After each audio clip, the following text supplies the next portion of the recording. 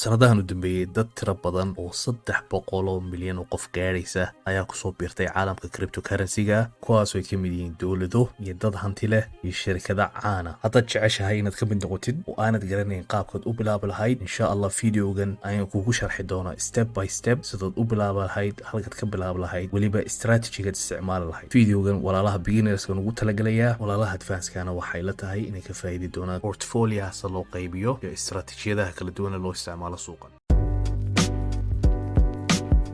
السلام عليكم ورحمة الله وبركاته. كسر هذا ولا ليال جنكين واحد بكريبتو ولكن محمد جامع انتهينا بلابن وحن نقعد لها لايك سبسكرايب بشانكو لون صارة تأدو لص عطان وحول بوكو عصب عالم كريبتو كارنسيغا هديتا هاي كوين المال قشدو أنبا استراتيجية ذا كلا دوان اي سوقا لوغا قناعصدو أنو هالك مرة بوكو صوب بندقنو يا 10 كلا دوان او كريبتو كارنسيغا كسابسن حتى حلقة دي وقدم بيسي وحن صميني جيف اواي $20 في أتكو مستقبل كان صمين دونو نوغا فايديستد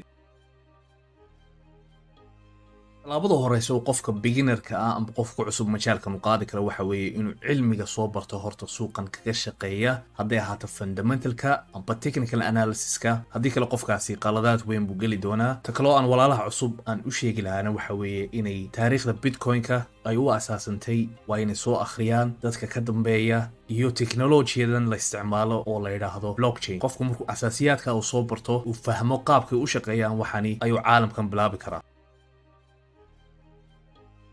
adaba markaad bilaabaysid sidaad u bilaabi lahayd amba lacagta ugu habboon aad ku bilaabi kartaa waxay lacagtaad ku bilaabi kartid waxa u yar $10 ilaa iyo $10,000. advice-ka halka aan naga siin lahaana waxa weeye lacag aad ka maarmi kartid berri la samax allah hadday wax dhacaan suuqan inaad ku bilowdid oo weliba lacag maaragtay aanad soo amaahan amba waxaad ku qabsan lahayd inaad ku bilowdid maaha. taasina waa digniin si wacan hadalkayga u dhuuxa oo iskaga ilaaliya insha allah. crypto waa meel aad iyo aad khatarteeda u leh. tusaale yar haddii inii sheego scamkii caalamka ugu weynaaba ka dhacay halka oo OneCoin la yidhaahdo, taasoo gabadh belaruuska u dhalatay ay ku dhacday dad fara badan oo hanti gaaraysa $2 bilyan halkaa ku dhacday. xalqada Dr. Axmed oo nin aanu saaxiibnahay sameeyey waad daawan kartaan videoga linkigiisana halkaas inii soo dhigayaa. talaabooyinka qofku markuu ka soo gudbo haddaba siduu caalamkan cryptocurrency u geli karaa. cryptocurrency qaabka loo galo waxa weeye waa inaad account aad ka furatid exchange-yada kuwa ugu caansanna ay ka mid yihiin Binance oo aad iyo aad loo isticmaalo, anigu shakhsi ahaan aan isticmaalo weliba, iyo KuCoin iyo Get.io. exchange-yada anigu saraxata kama soo samayn fiidiyoyaal iyo qaabka la isu diiwaangeliyo, laakiin youtuberada kale ee Soomaaliyeed sida Dr. Axmed Crypto Somali Folio waad ka daawan kartaan qaabyada exchange-yada loo furto, iyo walaalkeen Shakuur oo asna halka fiidiyo badan oo sharaxaada asna soo gudbiya, iyo walaalkeen Seedka oo channelkiisu yahay Crypto Somali. linkiyadooda insha Allah description-ka inoo soo dhigaya. ta kaloo aan la talinahaana waxa weeye linkiyada isticmaalaysi haddii jeer iska hubiya laanu qaar baa jira iskaama oo hadhow markaad registerka iyo wax walba aad samaysid aad lacag ku shubatid lacagtaadaasi laga yaabaa inay meel kaloo qalada ay ku dhacdo. linkiyadana waxaad ka heli doontaa exchange-yada aynii sheegay description-ka hoose iyo comment-ka ugu horeeya aan bingareeyey. website-yada kale ugu muhiimsan aad isticmaali kartid waxaa ka mid ah TradingView si aad uga akhrisid chartyada iyo coinku siday u socdaan. website-kan kale oo asna aad iyo aad u muhiim oo la yidhaahdo cointrader.com. website-ka waxaad ka helaysaa taariikhaha cumladaha guud kuwaasoo aan exchange-yada kale aan ku jirin. website-ka kalena waxa weeye CoinMarketCap oo aad kala soconaysid update-yada amba mashaariicda coinanka ku saabsan oo dee mid walba update-keeda iyo wixeeda ay halkaa soo dhigayso. kuwaana waxaad kala socon kartaa update-yada ay soo dhigaan coinankaasi. website-ka caanka ah CoinMarketCap asna waxaad kala socon kartaa xaalka kriptaha iyo raankiyada ay kala jiraan suuqa. marketcap off kaana waxaad kaga baadhi kartaa amba aad isu barbar dhigi kartaa coinka doonaysid inaad iibsatid iyo mustaqbalka markaad doonaysid inaad eegtid xaggu gaari karo, kaasoo mashruuc kale oo la mid ah aad dhinac dhigi kartid uu ku tusi doono mustaqbalka coinkaasi xaggu gaadhayo.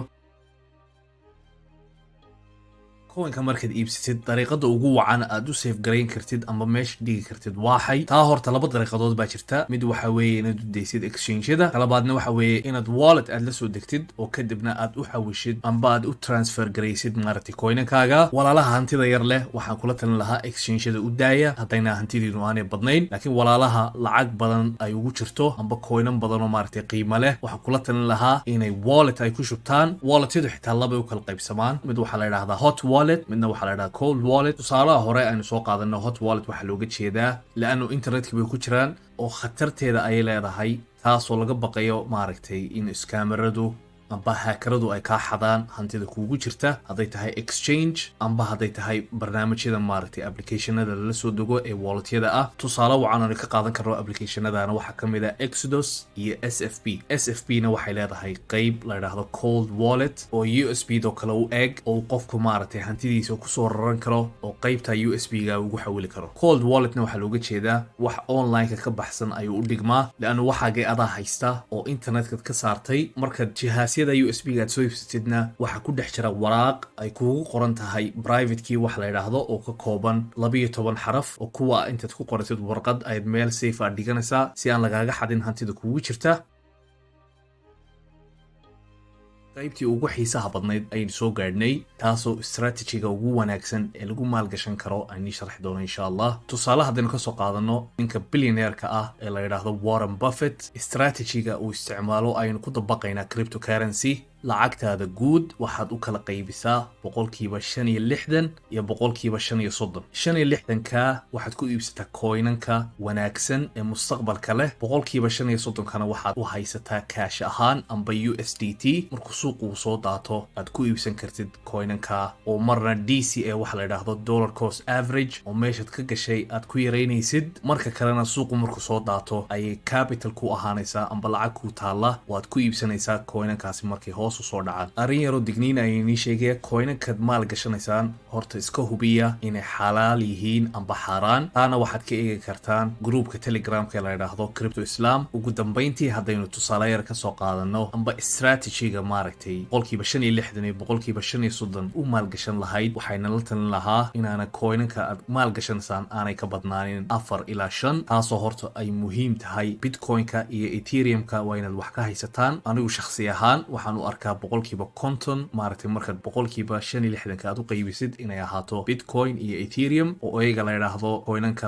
large market cap-kana waxa looga jeedaa lacag badan ayaa ku jira labada coin oo xitaa hadday soo daataan maaragtay ay soo dhacaan labadaas saameynta weyn suuqa u geysta oo coinanka kale ay dhulka galaan oo hoos soo taabtaan boqolkiiba 40na waxayna la talin lahaa inaad medium cap coins aad qaadataan oo coinankaas oo lacagtoodu maaragtay guud ay dhexdhexaad ay tahay 10% ugu dambeeyana waxayna la talin lahaa inaad ku qaadataan coinanka la yiraahdo low market cap amba lacagta guud ee ku jirta coinankaasi ay aad iyo aad u yar tahay kuwaasoo mustaqbalka meel wanaagsan gaari doona laakiin waa inaad research aad la timaadid wacan coinankana waa inaad si wacan iskaga baadhid aad ogaatid projectkooda iyo meelaha u socdaan haddaad ku cusub tahay majaalkana waxaan kula talin lahaa inaad soo daawatid videogan oo aan kaga hadlay 8 qalad ee walaalaha cusub ku dhaca markay soo galaan suuqan kana insha Allah digniin wacan iyo faa'iido wacan bad kala bixi doontaa ugu dambeyntii waxaan rajeynayaa in videogan aad ka istafideen hadad walaalo cusubaatiin haday tahay qaybta website-yada kala duwan iyo qaybta